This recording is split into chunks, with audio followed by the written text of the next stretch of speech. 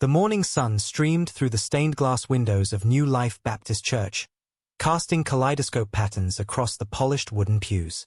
Arizona's late summer heat was already building outside, but inside the sanctuary remained cool and serene, a testament to the modern amenities that Pastor David Anderson had insisted upon during their last renovation.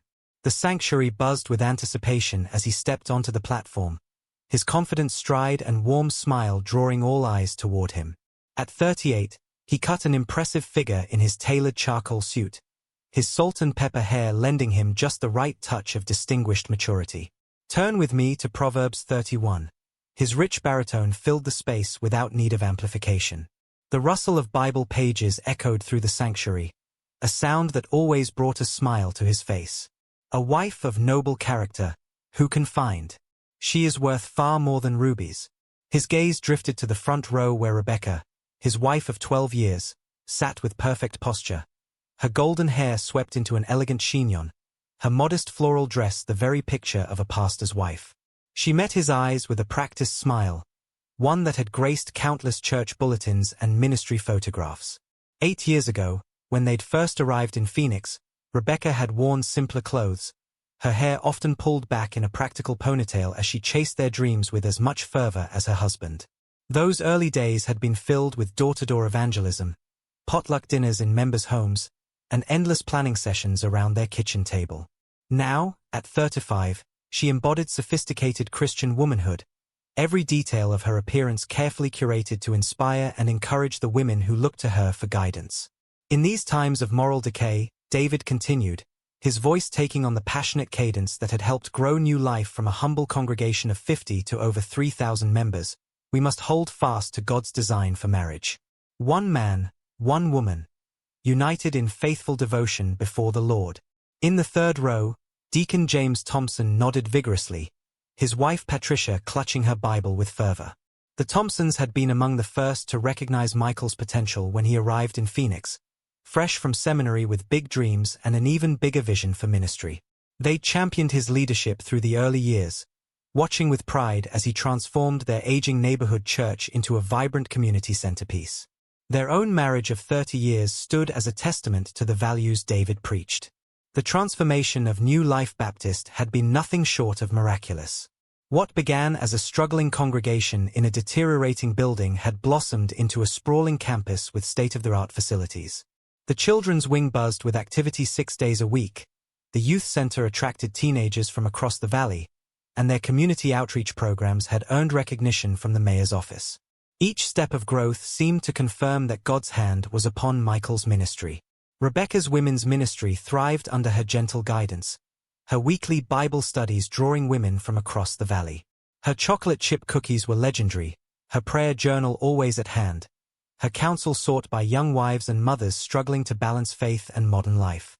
Every Tuesday and Thursday morning, the church's newly renovated fellowship hall filled with women eager to learn from her example.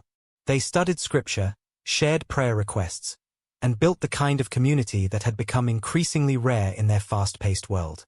Together, she and David seemed to embody everything their congregation aspired to be. Their Christmas card photo, taken on the church steps each year, was a masterpiece of coordinated outfits and genuine-seeming joy. They appeared regularly in local Christian media, their marriage held up as an example of godly partnership in ministry. Michael's podcast, Living Truth Today, had subscribers across the country, while Rebecca's blog about Christian homemaking attracted thousands of monthly visitors. But perfection, like the Arizona heat shimmer on summer pavement, had a way of distorting reality. In the back row, partially hidden behind a support column, Vanessa Carter shifted uncomfortably in her seat.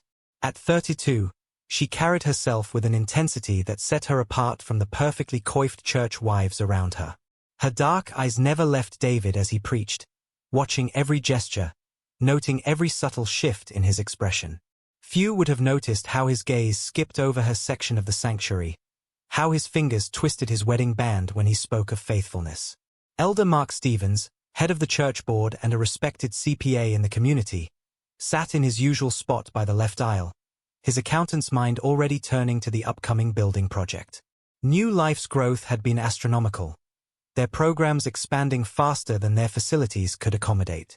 Michael's vision for a new family life center would cost millions, but his track record for successful expansion was undeniable. Still, something about the latest financial reports nagged at Mark's careful nature. Small discrepancies, nothing alarming on its own, but patterns that his trained eye couldn't ignore. In a world that celebrates sin, Michael's voice rose with emotion. Drawing his sermon to a powerful close, we must stand as examples of God's unchanging truth. Let us be living testimonies of his perfect plan for marriage and family. The irony of his words hung in the air, unnoticed by most but heavy with meaning to the few who glimpsed behind the curtain. Rebecca's smile never wavered as she rose for the final hymn, though her knuckles whitened around her hymnal. She'd become an expert at maintaining appearances, at ignoring the late-night phone calls her husband took in his study, at accepting his increasingly frequent ministry commitments. The worship team led the congregation in a modern arrangement of "Great is thy faithfulness," the irony lost on most of those singing with upraised hands. In the sound booth, Tony Martinez adjusted levels with practiced ease, though his expression showed concern. As head of the media ministry, he'd noticed things: mysterious gaps in the security footage, lights on in the church office at odd hours, hushed conversations that stopped when he entered rooms. After the service, the Richardsons stood at the door, greeting members with practiced warmth. Michael's hand rested lightly on Rebecca's lower back, a picture of casual intimacy. Church Secretary Helen Martinez watched the parade of handshakes and hugs, her expression carefully neutral. The pregnancy test she'd discovered in the women's bathroom trash last month, hidden under paper towels, weighed on her mind. It hadn't been her business then, but lately, she'd begun to wonder. Wonderful message, Pastor Bradley Cooper, head of security, clasped Michael's hand firmly. His background in law enforcement had taught him to read people, and something in the pastor's demeanor lately raised red flags.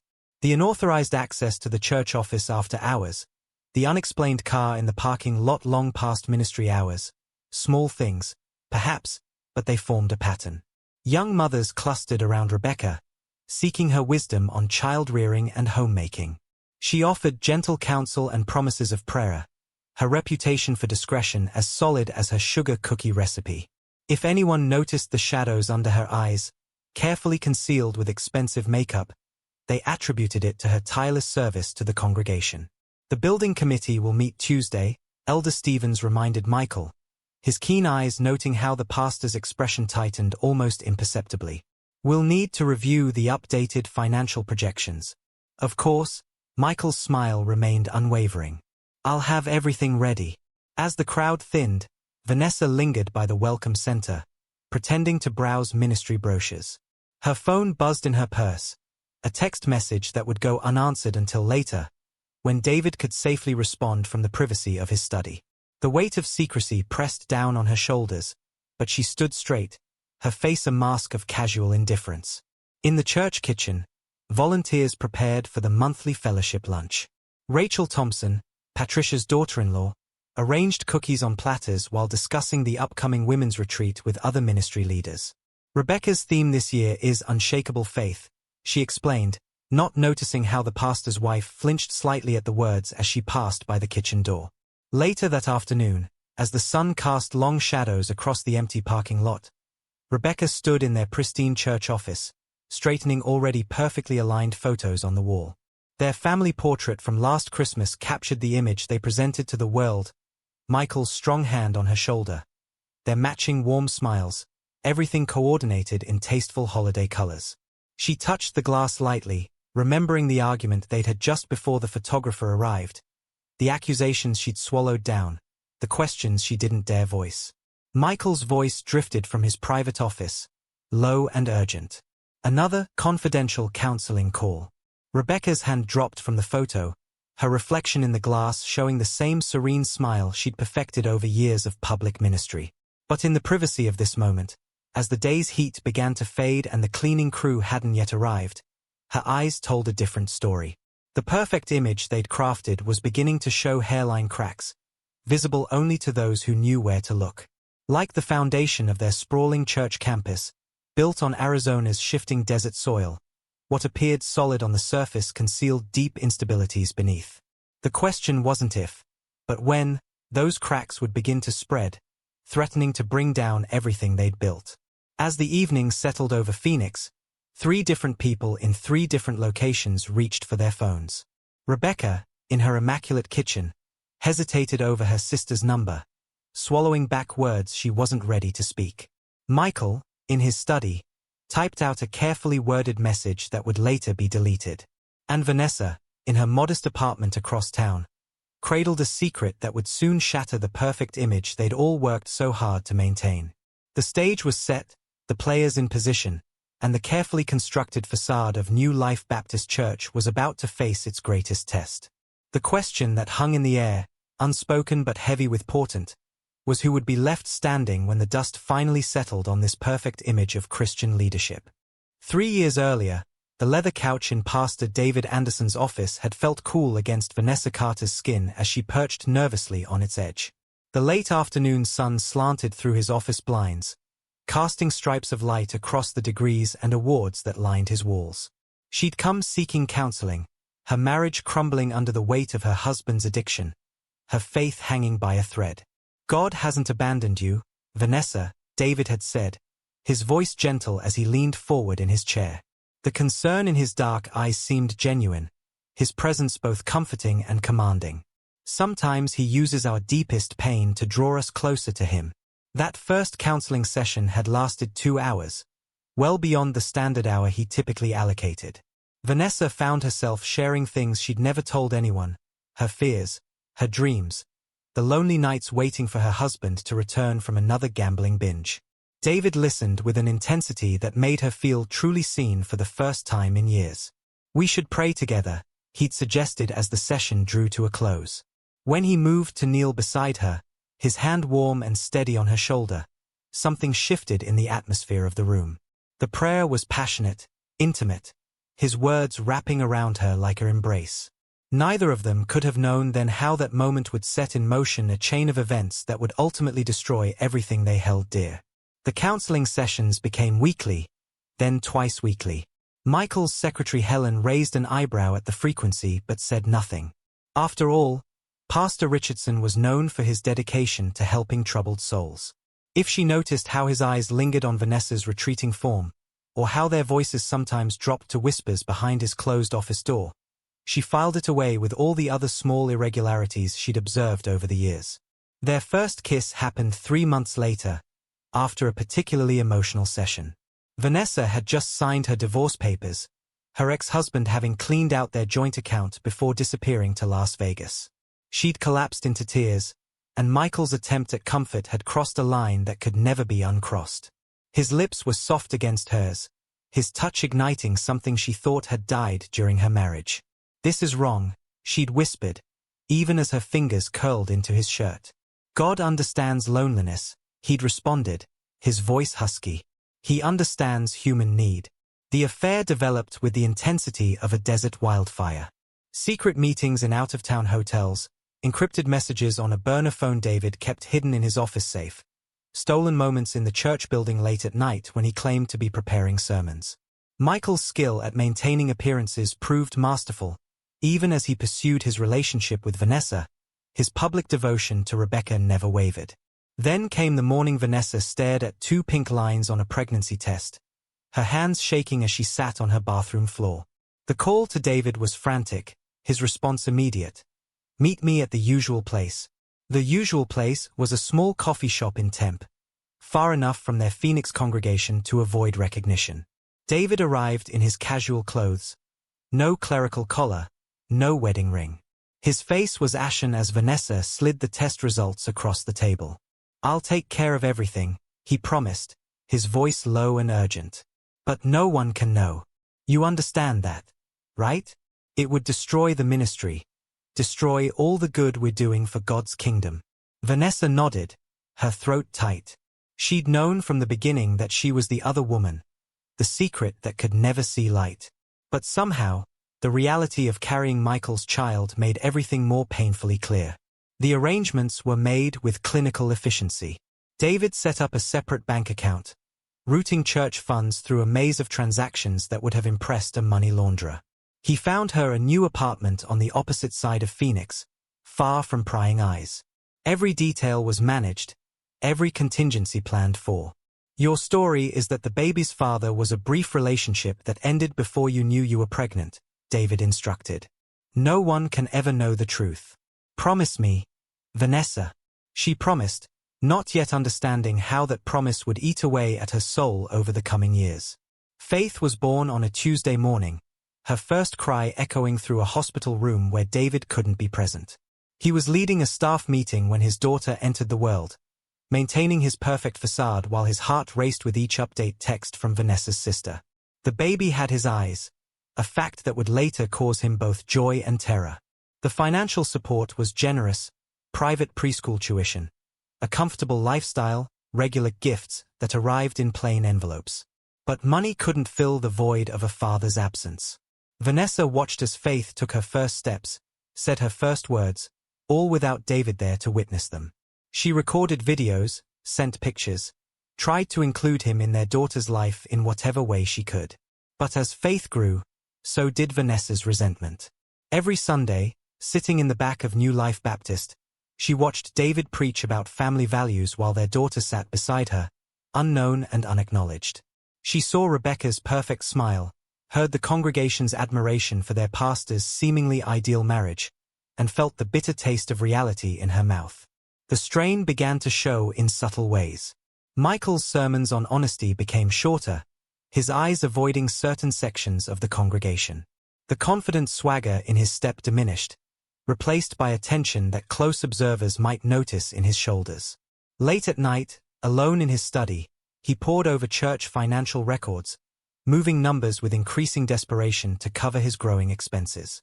Vanessa's demands for acknowledgement grew alongside Faith's questions about her father. Why can't we sit in the front like other families? The toddler would ask. Why doesn't Pastor David ever say hello to us like he does to everyone else? Each question was a knife in Vanessa's heart, each evasion another brick in the wall of resentment she was building. The monthly envelope of cash began to feel less like support and more like hush money. The secret meetings, once thrilling in their forbidden nature, now left her feeling hollow and used. Elder Stevens noticed the financial discrepancies first, small at first, but growing. These numbers don't quite add up, he mentioned during a board meeting, not yet suspecting the depth of what he was uncovering. David deflected with practiced ease, but a bead of sweat betrayed his anxiety. The pressure mounted as Faith approached school age. Registration forms required a father's name, medical history asked for family background. Each blank space on each form felt like an accusation to Vanessa. Her daughter was living a life built on omissions, on carefully constructed lies. I can't do this anymore, Vanessa told David during one of their clandestine meetings. Faith deserves better. She deserves to know her father, to have your name on her birth certificate, to be acknowledged. You knew the terms. Michael's voice was hard, fear making him cruel. Think about what you'd be destroying. The church, my marriage, the ministry God has built here. Is that what you want? But the terms had changed the moment Faith was born, though neither of them had fully realized it then.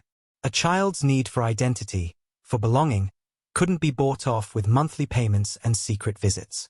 The perfect image David had constructed was beginning to crack under the weight of his daughter's innocent questions. As another Sunday approached, Vanessa stood in front of her mirror, preparing for church with trembling hands. Faith played in the next room, humming a praise song she'd learned in children's church. Ironically, one about God's truth setting us free. The burner phone on Vanessa's dresser buzzed with another text from Michael. Another plea for patience. Another promise that he'd figure something out. But promises had lost their power. The image of Faith's face when she watched other fathers hugging their children after services. The way her daughter's eyes followed David with unconscious longing. These things had become unbearable. Something had to give. In his own home, David sat in his study, staring at financial records that grew more complicated with each passing month. Rebecca's voice drifted up from the kitchen, humming as she prepared Sunday dinner, blissfully unaware that her perfect world was built on shifting sand. His daughter's latest school photo lay hidden in his desk drawer, a secret that grew heavier with each passing day. The facade was cracking, the careful separation of his two lives beginning to blur. Soon, very soon, The past he tried to bury would resurface with devastating force, and no amount of clever accounting or spiritual manipulation would be able to hold back the flood of truth that threatened to drown them all.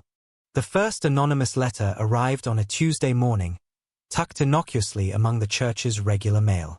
Elder Mark Stevens almost missed it. A plain white envelope addressed simply to New Life Baptist Church Board. Inside, typed in Standard Times New Roman font, were 3 sentences that would begin the unraveling of Pastor David Anderson's carefully constructed world. Your pastor is not who he pretends to be. Ask him about the money he's been funneling through the building fund. Ask him about Vanessa Carter and their daughter. Mark's hands trembled as he read the words again, his accountant's mind already connecting dots he'd been trying to ignore. The irregular transactions, the unexplained withdrawals, the creative bookkeeping he'd noticed in recent months. Suddenly, it all pointed to a pattern he couldn't unsee. In the church office, Rebecca Richardson was organizing the upcoming women's retreat when she noticed Helen, the church secretary, having an intense whispered conversation with Bradley Cooper, their head of security. They fell silent when she approached, their faces masked with forced smiles that didn't reach their eyes. It wasn't the first time recently she'd noticed such conversations stopping abruptly in her presence. That evening, as she prepared dinner in their elegant kitchen, Rebecca's phone buzzed with a text from Patricia Thompson. Need to talk. It's important. Rebecca's stomach clenched. Patricia, as the deacon's wife, was usually a fountain of church gossip disguised as prayer requests. Lately, those prayers had taken on a more pointed tone. David was in his study again, door closed, voice low as he spoke on his phone. Rebecca stood outside, casserole dish in hand, and heard fragments that made her blood run cold. You can't. We had an agreement. Think about what this would do to everyone involved. The next morning, a second letter arrived, this one with bank statements. Mark Stevens sat in his office downtown, comparing them with the church's official records, his face growing paler with each discrepancy he uncovered. The numbers told a story of systematic deception, regular payments routed through multiple accounts, carefully disguised as ministry expenses. We need to call an emergency board meeting, he told Bradley Cooper over lunch. Something's very wrong here. The whispers spread through the congregation like wind through desert sage. Longtime members exchanged meaningful glances during Sunday service. The youth pastor overheard teenagers discussing rumors about Pastor Michael's special friendship with a single mom in the congregation. The perfect image was developing hairline cracks. Rebecca found the burner phone on a Wednesday afternoon, tucked behind Michael's Bible commentaries while she was cleaning his study. She hadn't meant to snoop, but when it buzzed in her hand, instinct made her look at the message. Faith is asking for you again. We can't keep doing this. Her world tilted on its axis as she scrolled through message after message, each one driving another nail into the coffin of her marriage. The phone contained months of conversations, pictures of a little girl with Michael's eyes, evidence of a life her husband had built in the shadows of their perfect facade. When David came home that evening, he found Rebecca sitting in his study, the phone on his desk between them. How long? She asked, her voice eerily calm. How long have you been lying to me? To the church? To God? Rebecca, I can explain, he started, but the words died in his throat as she held up her hand. Explain what, Michael? Explain how you've been leading a double life? Explain how you've been stealing from the church to support your... She couldn't even say it. The confrontation lasted hours, their voices rising and falling behind closed doors while their carefully maintained image crumbled around them. In the end, Rebecca's question hung in the air like smoke. Does she look like you? This child I never knew about.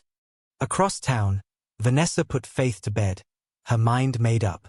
The latest text from David, promises of increased support, pleas for patience, had finally pushed her over the edge. Her daughter deserved more than to be a secret, deserved more than envelopes of guilt money and a father who wouldn't acknowledge her existence. The emergency board meeting was called for Friday evening. David sat at the head of the conference table, his usual confidence wavering as Mark Stevens laid out the financial evidence. Bank statements, transfer records, suspicious patterns of withdrawal. It all painted a damning picture. We've been patient, Michael, Elder James Thompson said, his voice heavy with disappointment. We've ignored signs, trusted your leadership. But this, if these allegations are true, it's not what you think, David insisted, but his protests sounded hollow even to his own ears. The funds were for legitimate ministry purposes. I can explain everything. But the board had more questions. Who was Vanessa Carter? Why were there regular payments to an apartment across town? Why had church funds been routed through multiple accounts before reaching their final destination? Rebecca sat silent through the meeting, her face a mask of composure that fooled no one. When Bradley Cooper mentioned surveillance footage of late-night meetings in the church office, she didn't flinch, but her knuckles whitened around her water glass. That night, David made desperate phone calls from his study. To Vanessa, "Please, give me time to fix this." To his accountant, "There must be a way to explain the transactions." To church board members, "Think about the scandal, what it would do to the congregation." But time had run out. Sunday morning dawned clear and hot, the Arizona sun beating down on New Life Baptist Church as the congregation gathered. Rebecca's seat in the front row was conspicuously empty. David gripped the pulpit with sweaty hands, trying to project his usual authority as he began his sermon on David's psalm of repentance. Then the back doors opened. Vanessa Carter walked down the center aisle, holding the hand of a little girl whose features hit the congregation like a physical blow. Faith's eyes, Michael's eyes, scanned the crowd until they found him on the platform. "Daddy," her clear voice carried in the sudden silence. The sanctuary erupted in gasps and murmurs. Rebecca, who had slipped in late and chosen a seat in the back, felt the eyes of the congregation swinging between her and the child who bore her husband's unmistakable resemblance. "I'm done hiding," Vanessa announced, her voice carrying over the growing chaos. "I'm done protecting a man who preaches righteousness while living a lie. This is Faith Richardson, your pastor's daughter, and it's time everyone knew the truth." Michael's attempt at damage control was painful to watch. "Please," he began, "this isn't the time or place." But his words were drowned out by the rising tide of shock and outrage from his congregation. Elder Stevens stood up, his voice cutting through the chaos. "I think we've heard enough sermons about truth from you, Pastor Richardson." Church members began to leave their pews, some in tears, others in angry confusion. Rebecca watched as her women's ministry leaders huddled together, their faces showing betrayal and sympathy in equal measure. The carefully maintained image of New Life Baptist Church was shattering in real time. Faith, innocent of the drama unfolding around her, smiled up at David with trusting eyes.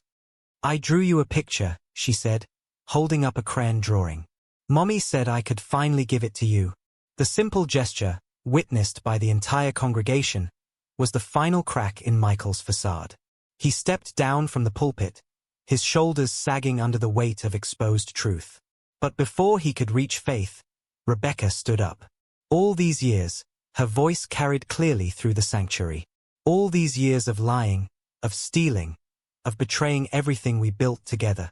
She walked toward Michael, each step measured and deliberate. "You didn't just betray me. You betrayed an entire community that trusted you." The congregation watched in stunned silence as their pastor's wife faced her husband, their perfect image of Christian leadership dissolving in the harsh light of truth. Behind them, Vanessa held Faith close, tears streaming down her face, tears of relief, of vindication, of grief for the pain her truth-telling had unleashed. As the morning sun streamed through the stained glass windows, casting shadows that seemed darker than usual, New Life Baptist Church faced its greatest crisis of faith. Not just in their pastor, but in the very nature of truth and deception, of public face and private sin. The unraveling was complete, but the true cost of David Anderson's double life was only beginning to be counted. In the weeks to come, there would be resignations, investigations, and painful conversations. But in that moment, as 3 adults and 1 innocent child stood in the wreckage of carefully maintained lies, the only sound was Faith's voice, still innocent, still hopeful. "Daddy, aren't you happy to see me?"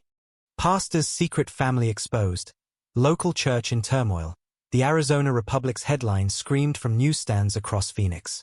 Below it, a photo showed David Anderson shielding his face as he rushed from the church, while another captured Rebecca's dignified but strained expression as she walked to her car, surrounded by supportive church members. The story had exploded across local media with the force of a summer monsoon. Channel 12's evening news led with the scandal. Tonight, prominent Phoenix pastor's double life revealed. Sources claim years of financial misconduct and a hidden family. The reporter stood outside New Life Baptist's empty parking lot, detailing how the charismatic religious leader had allegedly embezzled church funds to support his secret relationship. Rebecca watched the coverage from her sister Rachel's guest room, where she'd retreated after that catastrophic Sunday service. The carefully curated life she'd built lay in ruins around her. Every news report another blow to the foundation of her identity. "You don't have to watch this," Rachel said softly, reaching for the remote, but Rebecca shook her head. "I need to know what everyone else is saying," she replied, her voice hollow. "I need to understand how I missed it for so long." Across town, Vanessa faced her own media firestorm. Reporters camped outside her apartment complex, shouting questions whenever she emerged. Did Pastor Richardson promise to leave his wife? How long has the church been paying your expenses? Was this a calculated attempt at extortion? Faith, confused and frightened by the attention, clung to her mother's leg. "Why are those people taking pictures? Why can't I go to church anymore?" The innocent questions broke Vanessa's heart anew each time. The Sunday after the revelation, New Life Baptist's parking lot was half empty. Those who did attend found themselves choosing sides. Quite literally, Vanessa's supporters gathered on one side of the sanctuary, while Rebecca's sympathizers claimed the other. The center pews remained conspicuously vacant, a physical representation of the divide that had split the congregation.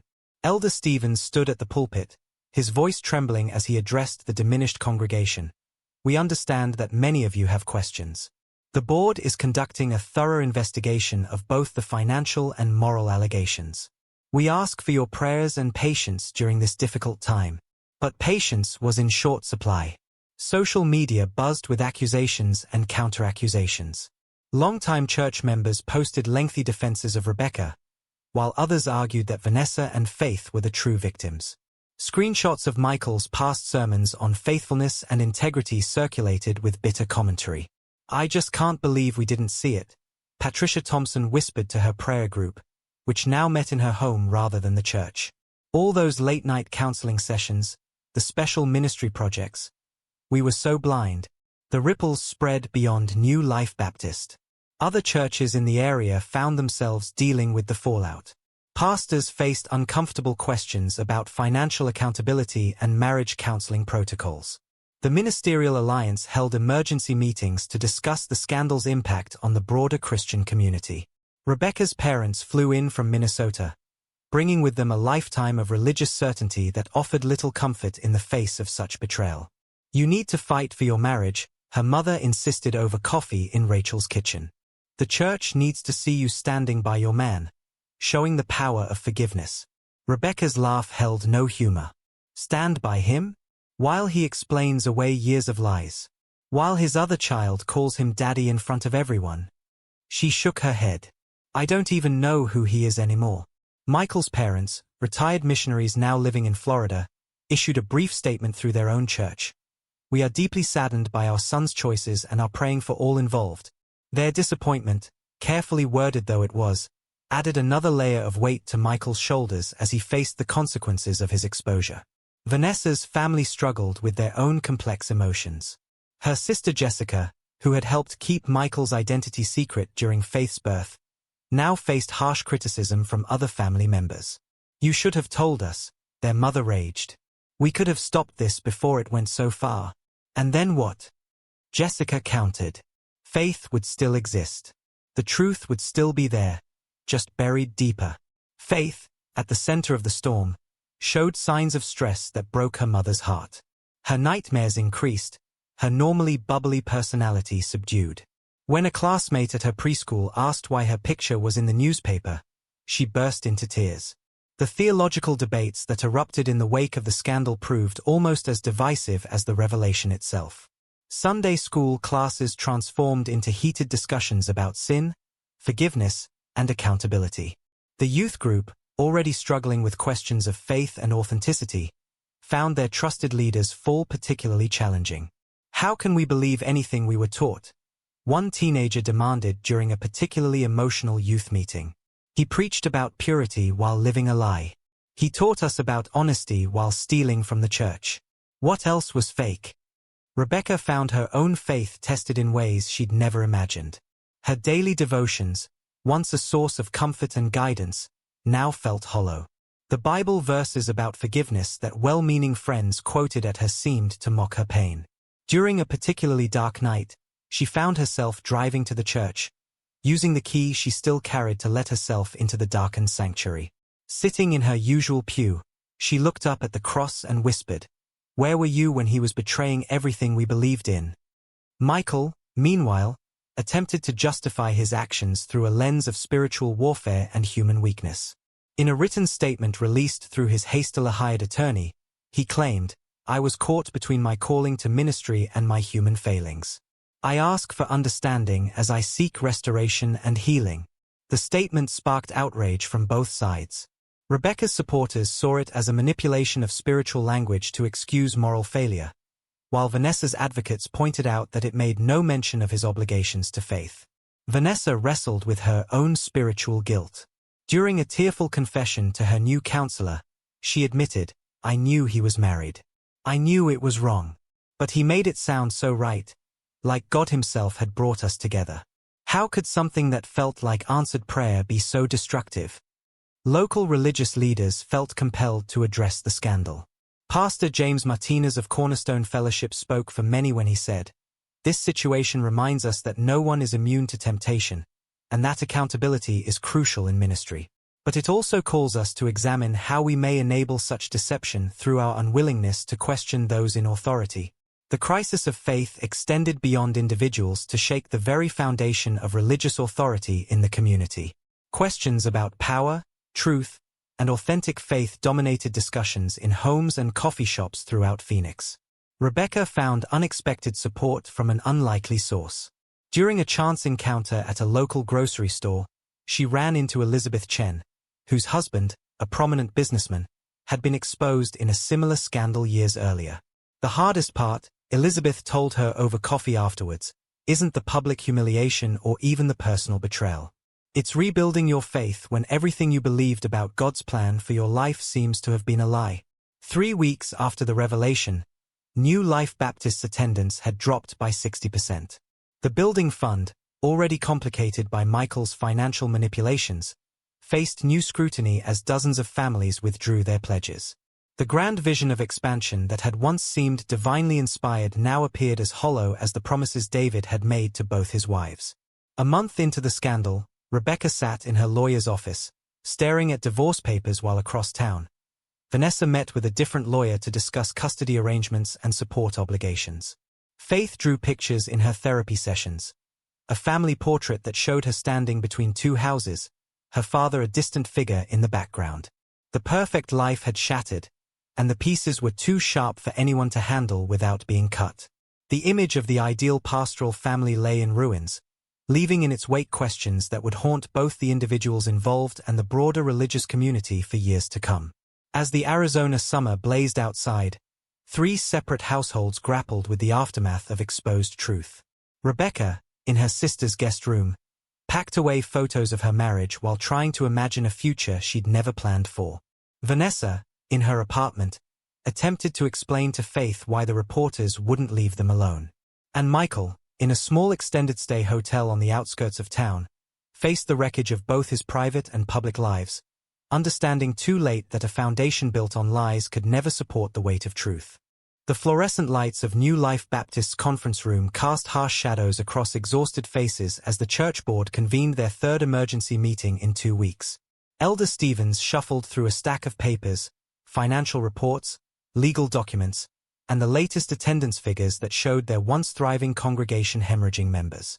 "We need to address this head-on," he announced, his accountant's precision giving way to emotional fatigue. The denominational leadership has offered to send in a crisis management team. They are suggesting a path to restoration. Around the table, faces showed mixed reactions. Some board members still clung to hope that their church could survive this scandal intact. Others had already mentally written off New Life Baptist as another casualty of pastoral moral failure. Across town, In a sterile office suite decorated with generic motivational posters, David Anderson sat across from Dr. Andrea Martinez, the Christian counselor recommended by the denomination's restoration committee. His usual charisma seemed dimmed, like a bulb running on failing batteries. "You need to be completely honest now," Dr. Martinez pressed, her pen poised over her notepad. "No more half-truths, no more justifications. How long have you been manipulating church funds?" Michael's answer came in fragments, each admission seeming to age him further. The financial deception had started small, a few $100s here and there, easily hidden in discretionary accounts. But as Vanessa's pregnancy progressed, as Faith's needs grew, the amounts had snowballed. Rebecca attended her own counseling sessions in a different office, with a different therapist. "I keep asking myself what was real," she confessed, twisting her wedding ring. "Were any of his sermons genuine? Was any part of our marriage true?" The legal consultations proved equally challenging. Michael's attorney, in a downtown office with a view of the mountains, laid out harsh realities. The financial impropriety alone could result in criminal charges. Add in the misuse of church funds, and we're looking at serious consequences. Property division discussions turned bitter quickly. The house, purchased partly with church housing allowance funds, was now tainted by questions of legitimate ownership. Rebecca's lawyer advised her to claim everything she could. Once the criminal investigations start, she warned, assets could be frozen. Vanessa faced her own legal battles, fighting for Faith's future security. Her attorney, working from a modest strip mall office, built a case around years of documented support and Michael's paternity. "We need to establish clear custody arrangements," she insisted. "Your daughter's rights can't depend on his whims anymore." The attempted reconciliation meetings were painful exercises in futility. In the church counseling room where he'd once advised countless couples, David now sat between his wife and his former mistress, watching both relationships crumble beyond repair. "I can change," he promised, but the words rang hollow against years of deception. Rebecca stared at her hands while Vanessa's bitter laugh filled the room. "Like you changed all the other times you promised." Vanessa's voice cracked. "Like you changed when Faith was born? When she started asking for her daddy?" Each failed session drove the parties further apart. Rebecca withdrew into herself, her once gracious demeanor hardening into protective armor. Vanessa's demands escalated. She wanted public acknowledgement, financial security, a father for her daughter who wasn't hiding in the shadows. The church leadership crisis deepened as more details emerged. 2 deacons resigned, unwilling to be associated with the scandal. The youth pastor accepted a position at another church, leaving their teenage members adrift. The worship leader took a leave of absence, citing spiritual exhaustion. Sunday services became exercises in damage control. Guest speakers rotated through the pulpit, their messages of hope and healing falling flat against the backdrop of empty pews and whispered conversations.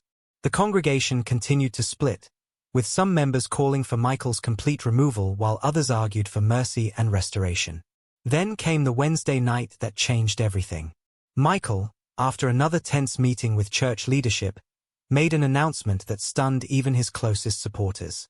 Standing in the half-empty sanctuary, he declared his intention to divorce Rebecca and marry Vanessa.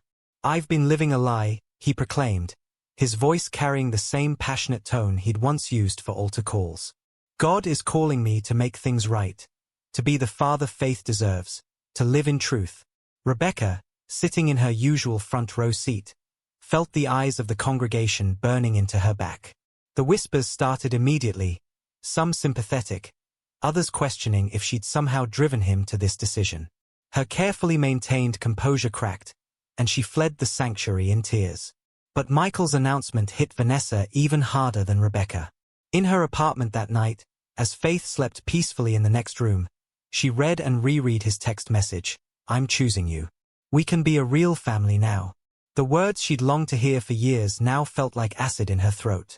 Her hands shook as she scrolled through years of messages, promises made and broken, hopes raised and dashed, manipulations masked as love. The weight of what she'd allowed, what she'd participated in, crashed down on her. Faith's drawing lay on the coffee table, a family portrait from school, showing her standing between stick figures labeled Mommy and Daddy, with another figure labeled Pastor Michael's wife, floating in the background. The innocent confusion in her daughter's artwork broke something in Vanessa's mind. In her bedroom closet, behind winter clothes she rarely needed in Phoenix, a lockbox held the weapon she'd purchased years ago, during her tumultuous first marriage. She hadn't touched it since moving to New Life Baptist, since falling under Michael's spell. Now her fingers traced the cold metal as memories flooded her mind. Rebecca, unaware of Vanessa's unraveling, spent the night at her sister's house, surrounded by family trying to help her plan her next steps. He's made his choice, she told them, her voice empty of emotion. Now I have to make mine. But Vanessa's choice was already made. As she loaded the gun with trembling hands, Faith's questions about her father echoed in her mind. The years of secrecy, of being the hidden woman, of watching David play the perfect pastor while denying their daughter's existence. It all crystallized into a single, sharp point of purpose. The next Sunday morning dawned bright and clear, the Arizona sun casting long shadows across New Life Baptist's parking lot. Rebecca arrived early, dignity wrapped around her like armor, prepared to face the congregation's pitying looks. David strutted in later, confident in his decision, rehearsing the words he would use to justify his choices. Neither of them noticed Vanessa's car parked in the far corner of the lot, or saw her slip into the sanctuary through a side door, her purse heavy with purpose. Faith was with her sister, safe from what was to come. In her mind, Vanessa repeated the words that had become her mantra through sleepless nights. No more lies. No more hiding. No more perfect spiritual masks. The worship team began their opening song, Amazing Grace, of all things, as three people in the sanctuary carried very different burdens. Rebecca, outwardly composed but inwardly shattered. Michael, confident in his ability to spin this latest development into a testament of God's redemptive power. And Vanessa, her hand wrapped around cold metal, waiting for the moment to shatter the last remnants of their carefully constructed facades. The point of no return had arrived, though none of them yet realized just how final this Sunday's service would be. As the congregation sang about amazing grace saving wretches, the weight of wretchedness and the absence of grace hung heavy in the air, building toward an explosion that would leave no one's life unchanged. The morning of David and Vanessa's wedding dawned with an oppressive heat that seemed to press down on New Life Baptist Church like God's own disapproving hand. Inside, volunteers moved with mechanical efficiency, arranging flowers and straightening pews, their actions perfunctory rather than joyful. No one mentioned the absent faces, the longtime members who had refused to participate, the staff who had called in sick, the youth group that had planned a conveniently timed retreat. Elder Stevens stood in the foyer, greeting arriving guests with a tight smile that didn't reach his eyes. The wedding hadn't been his idea, in fact, the board had advised strongly against it. But David had insisted, claiming it was about making things right before God, as if anything about this situation could be made right. In the bridal room, which until recently had been Rebecca's office for women's ministry, Vanessa's sister Jessica helped with last-minute preparations. "Are you sure about this?" she asked, adjusting the simple white dress they'd bought off the rack. "We could still leave, start fresh somewhere else." Vanessa didn't respond. Her eyes had a distant look that had worried Jessica for days. Faith was with their mother, kept away from today's events by mutual agreement. The flower girl dress hung unworn in Vanessa's closet at home, along with other abandoned pretenses of normalcy. David prepared in his study, humming as he straightened his tie. His confidence had returned in recent weeks, bolstered by a small but vocal group of supporters who praised his courage in choosing truth over tradition. He'd already planned his first sermon series after the honeymoon, Redemption's Road, Finding God's Purpose in Life's Detours. The sanctuary filled slowly, the usual wedding buzz notably absent. Instead, whispered conversations carried undertones of judgment and speculation. The right side of the church sat largely empty. Rebecca's friends and supporters had made their stance clear by their absence. The left side held an uneasy mix of Michael's remaining loyalists and Vanessa's family, with a conspicuous gap between the two groups. "Did you see Rebecca's Facebook post?" one guest whispered to another. "Just a Bible verse. Vengeance is mine, saith the Lord."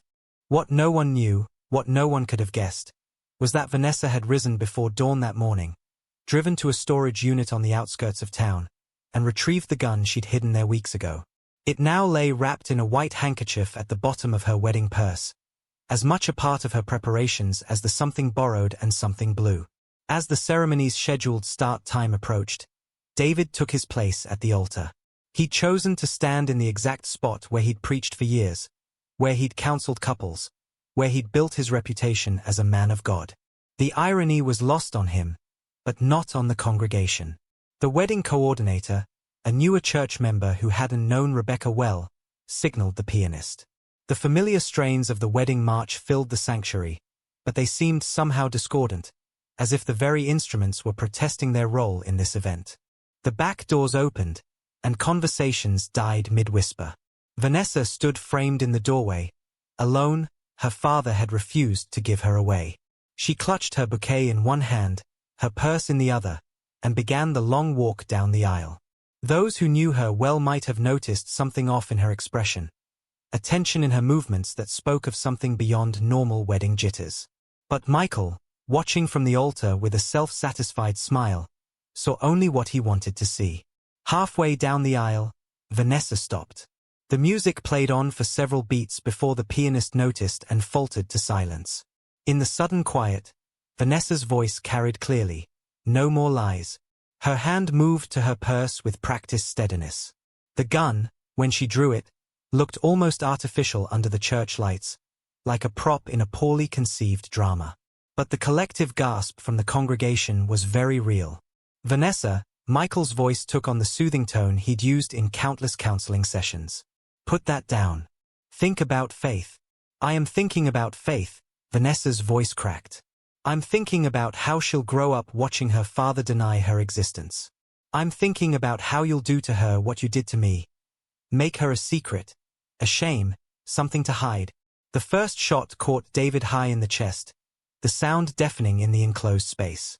He staggered back, shock replacing confidence on his face. The second shot followed almost immediately, lower, more centered. The third went wide as Elder Stevens tackled Vanessa, the bullet embedding itself in the baptistry behind the altar. Chaos erupted. Wedding guests dove for cover behind pews, their screams echoing off the vaulted ceiling.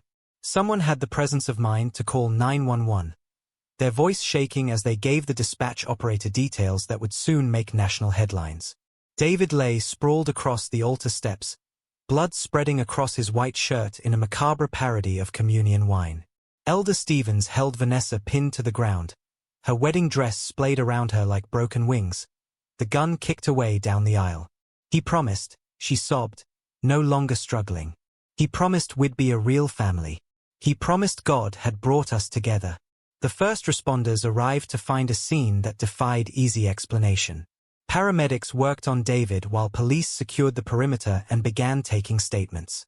Outside, news vans were already arriving, drawn by scanner traffic about a shooting at a prominent local church.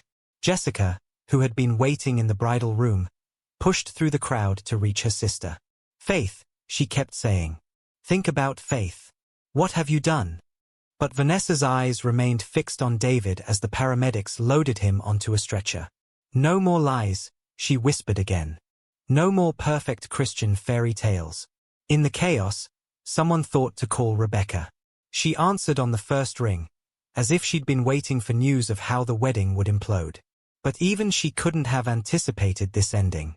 Elder Stevens, his suit stained with blood from restraining Vanessa, stood in the church parking lot giving a preliminary statement to the police. "We should have seen it coming," he admitted. "All the signs were there. We just didn't want to read them." As David was rushed to the hospital, his life hanging by threads of medical expertise and divine intervention, the sanctuary stood empty save for crime scene technicians. Shell casings glinted on the carpet where children had once played after services. Yellow evidence markers dotted the aisle where countless brides had walked toward happy futures. The truth that everyone had tried so hard to manage, to contain, to shape into something acceptable, had finally broken free in the most violent way possible. Blood stained the altar where David had preached about righteousness, where he had served communion, where he had built his house of cards on a foundation of lies. Outside, the Arizona sun beat down on gathering crowds, police, media, shocked church members, and curious onlookers. The perfect image of New Life Baptist Church had been shattered not by whispered rumors or public scandal, but by 3 gunshots that would echo through the Christian community for years to come. In 3 different locations, 3 phones began ringing simultaneously. At her sister's house, Rebecca stared at the caller ID, already knowing that her life had shifted yet again. In their mother's home, Faith played with her dolls, unaware that her world had just changed forever. And in a police car headed downtown, Vanessa sat in silence, her wedding dress stained with gunpowder residue, her dreams of family as shattered as the lives she'd just destroyed.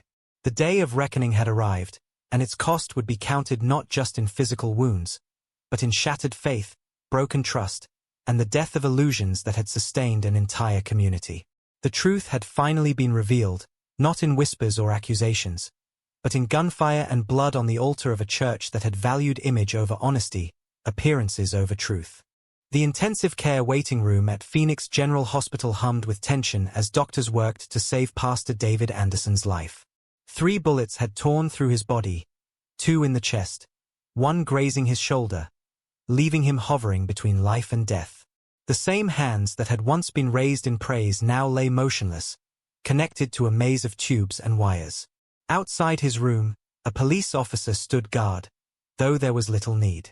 The threat was already in custody, traded her wedding dress for an orange jumpsuit, her bridal suite for a cell in the county jail.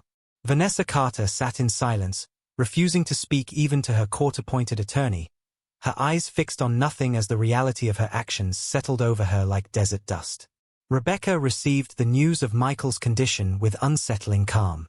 "I'm listed as his next of kin," she told the hospital administrator, her voice steady. "But I won't be making any decisions. Let his parents handle it when they arrive." She signed the necessary papers with the same hand that had signed their marriage certificate 12 years earlier, then walked away from the hospital without looking back. New Life Baptist Church stood empty, crime scene tape fluttering in the hot wind. The board voted unanimously to suspend all services indefinitely.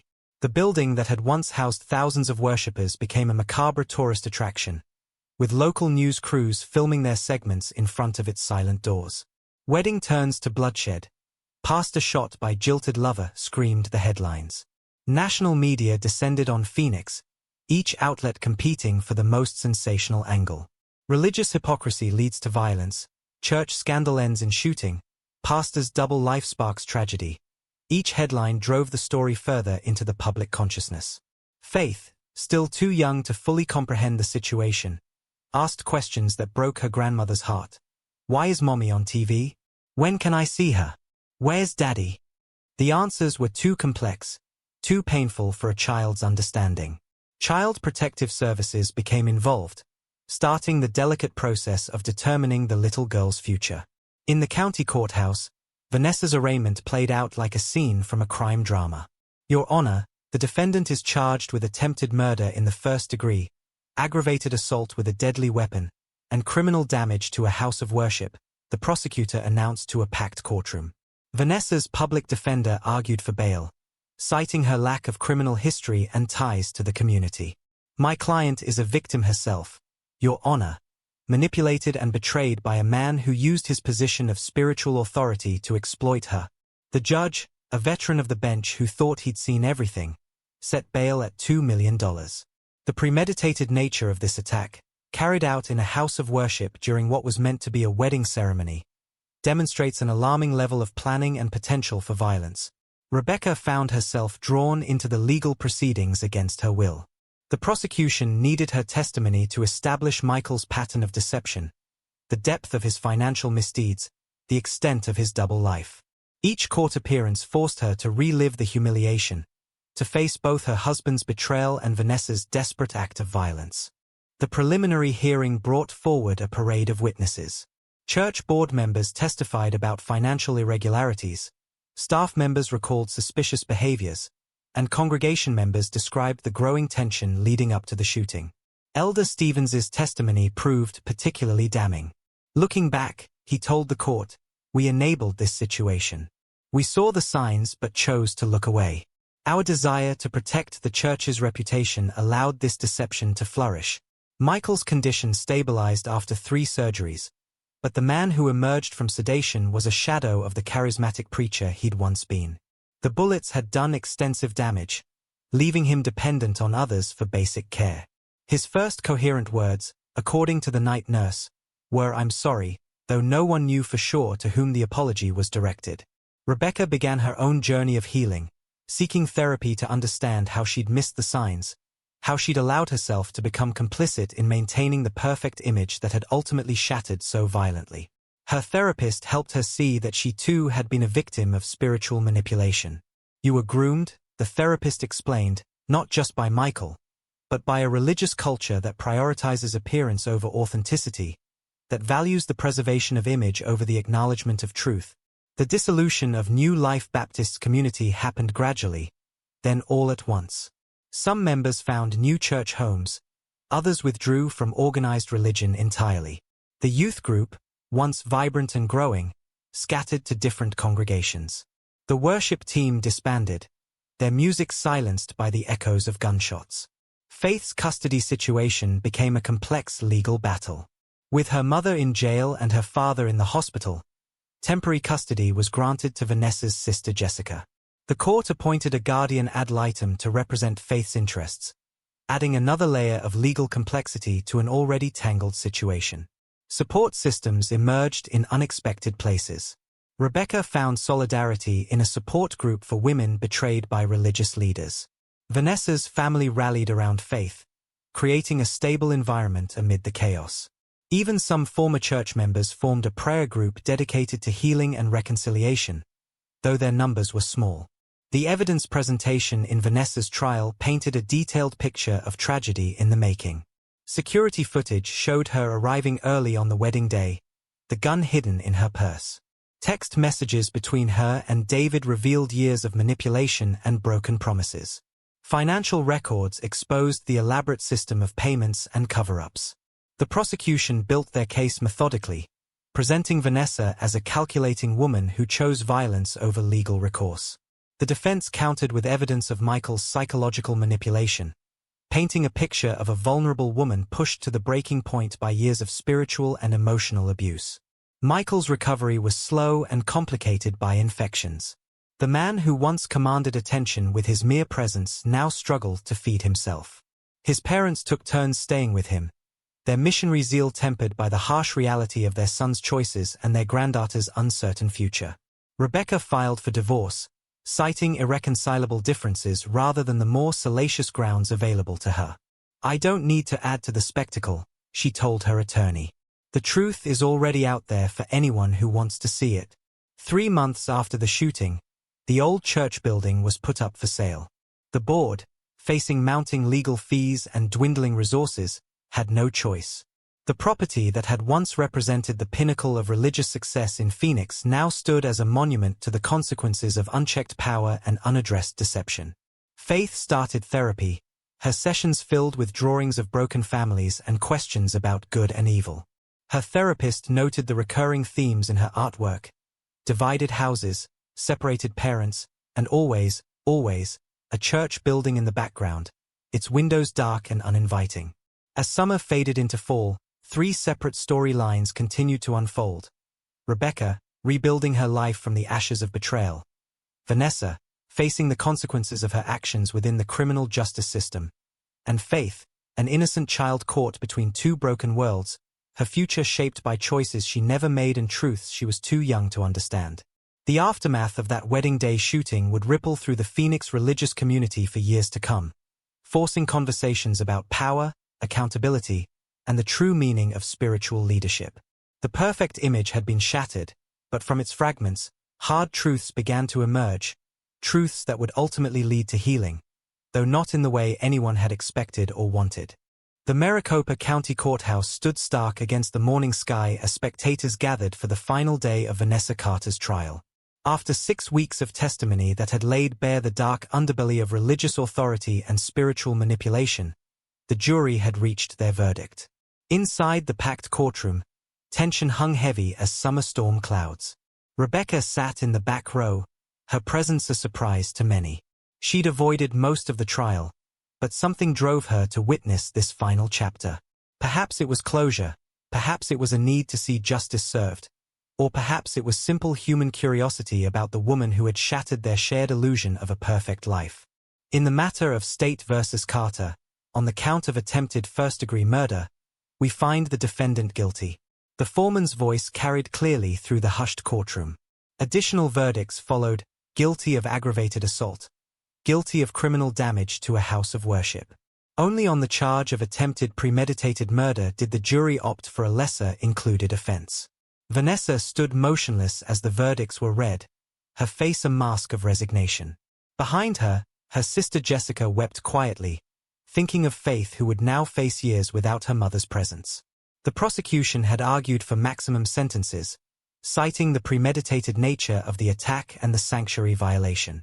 The defense pleaded for mercy, presenting evidence of Michael's psychological manipulation and spiritual abuse. Before sentencing, victims were invited to make impact statements. Michael, still recovering from his injuries and speaking with difficulty, appeared via video link from his rehabilitation facility. "I recognize my role in these events," he said, his once powerful voice now weak and halting. "My actions, my deceptions, created the circumstances that led to this tragedy." Rebecca's statement surprised everyone with its complexity. "There are no innocent parties here," she began, "except perhaps Faith. We all participated in maintaining facades, in prioritizing appearance over truth. The real victim impact extends beyond any individual. It's torn apart a community, shaken faith, and left scars that may never fully heal." The judge, after considering all factors, sentenced Vanessa to 12 years with possibility of parole after 8. "This court acknowledges the complex circumstances that led to these events," she stated. "However, the premeditated nature of the attack, carried out in a house of worship, demands significant consequences." Media coverage of the sentencing dominated local news and attracted national attention. Religious publications ran thoughtful pieces about power dynamics in churches, while mainstream media focused on the sensational aspects of the case. "Pastor's shooter sentence" ran alongside "Church scandal ends in prison time" and "Justice served in Phoenix church shooting." As Vanessa began her prison term, the various players in the drama moved forward in different directions. Rebecca, after months of therapy and soul-searching, accepted a position at a women's advocacy organization, specifically working with survivors of spiritual abuse. Her experiences had given her a unique perspective on how religious authority could be weaponized. "The church taught us to maintain perfect images," she told a support group she now led. "But perfect images become perfect prisons. Real healing begins with embracing our broken places." Michael's recovery plateaued, leaving him with permanent disabilities that ended his preaching career. He moved to Florida to live with his parents, where he began writing a memoir that his publisher promised would be a raw look at the cost of religious hypocrisy. The advance barely covered his ongoing medical expenses. Faith, now 8 years old, found stability in her Aunt Jessica's care. Regular visits to her mother in prison became part of her routine, as did monthly supervised visits with her father when his health permitted. Her therapist noted significant progress in her artwork, the dark churches replaced by bright gardens, the divided houses giving way to new kinds of family portraits. The former New Life Baptist building was eventually purchased by a community center, its sanctuary converted into a multipurpose space that hosted everything from AA meetings to interfaith dialogues. Some saw poetry in this transformation from a place of prescribed perfection to one of honest human struggle. 5 years after the shooting, Phoenix's religious landscape had changed significantly. The scandal had prompted other congregations to implement stricter financial controls and accountability measures. Several churches established independent boards to handle allegations of pastoral misconduct. The emphasis on maintaining perfect appearances gave way to more authentic discussions of human frailty and the need for genuine oversight. Rebecca, now remarried to a high school teacher who had never set foot in a pulpit, found peace in a small Episcopal congregation that emphasized community service over performance Christianity. Her book, Surviving the Perfect Storm: Faith After Religious Trauma, became required reading in several seminary ethics courses. Vanessa, model prisoner and group counselor in the prison's religious services program, earned her GED and began taking college courses in psychology. Her relationship with Faith deepened through letters, phone calls, and visits where they spoke honestly about mistakes, consequences, and the possibility of redemption. Faith, entering her teenage years, showed remarkable resilience. She excelled in school, particularly in art where her work exploring themes of forgiveness and reconstruction earned recognition. Her school counselor noted her natural ability to help other students dealing with family trauma. The former congregation of New Life Baptist dispersed but didn't disappear. Small groups continued meeting in homes, focusing on healing and authentic community rather than religious performance. Several members became vocal advocates for church reform, speaking at conferences about the dangers of unquestioned pastoral authority. Elder Stevens, reflecting on the anniversary of the shooting, published an article that went viral in religious circles, "The True Cost of False Peace: What We Learned from New Life Baptist." In it, he detailed the warning signs they'd ignored, the red flags dismissed in the name of maintaining harmony, and the painful lessons about prioritizing truth over tranquility. Michael, partially recovered but permanently changed, found a different kind of ministry among others dealing with life-altering injuries.